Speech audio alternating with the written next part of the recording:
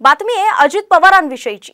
वेश बदलून केंद्रीय गृहमंत्र्यांना भेटलो या वक्तव्यावरून उपमुख्यमंत्री अजित पवार आता अडचणीत येण्याची शक्यता आहे।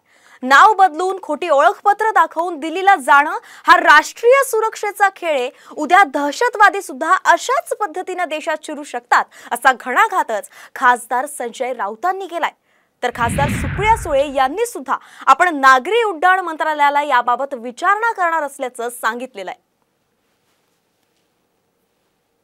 अजित पवार वेषांतर करून नाव बदलून दिल्लीत येतात, विमानतळावर त्यांना कोणी रोखत नाही। दोन्ही एकनाथ शिंदे नाव बदलून वेषांतर करून येतात, त्यांना विमानतळावर कोणी रोखत नाही। खोटं याचा अर्थ त्यांनी बनावट ओळखपत्र बनवलेली आहे। या सगळ्याची राष्ट्रीय सुरक्षेच्या दृष्टीनं गांभीर्याने दखल घेऊन चौकशी होणं गरजेचं आहे।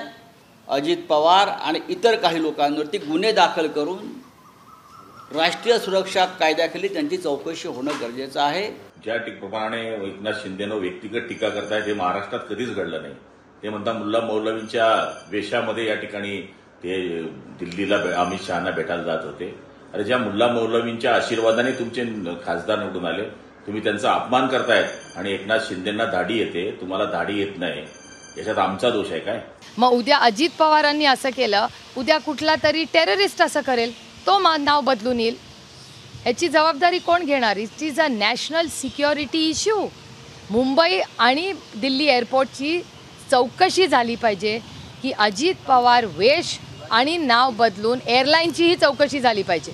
एअरलाईननी कसं काय अलाव केलं ज्या माणसाला तुम्ही ओळखत नाही? आम्ही जेव्हा जातो तेव्हा एअरलाईननी सातत्याने आमचं कार्ड देतात, तुमचं नाही विचारत। दिल्लीमध्ये अजितदादांच्या विरोधामध्ये कट कारस्थान रचण्याचं काम मात्र नक्की सुरू आहे। पण ही योजना जाहीर केल्यानंतर महाराष्ट्रातल्या सगळ्या महिला भगिनींच्यामध्ये जे काही एकंदरीत आमचे दादा म्हणून जे काही वातावरण तयार झालेलं आहे, त्याच्यामुळे अनेकांना आपल्या राजकीय स्वप्नाची, राजकीय अस्तित्वाची जी काही भीती वाटते आहे, ती मंडळी रोज उठून अशाच पैचं नॅरेटिव्ह सेट करतात। आता त्याचा उगम दिल्लीमध्ये झाल्याचं स्पष्ट झाला।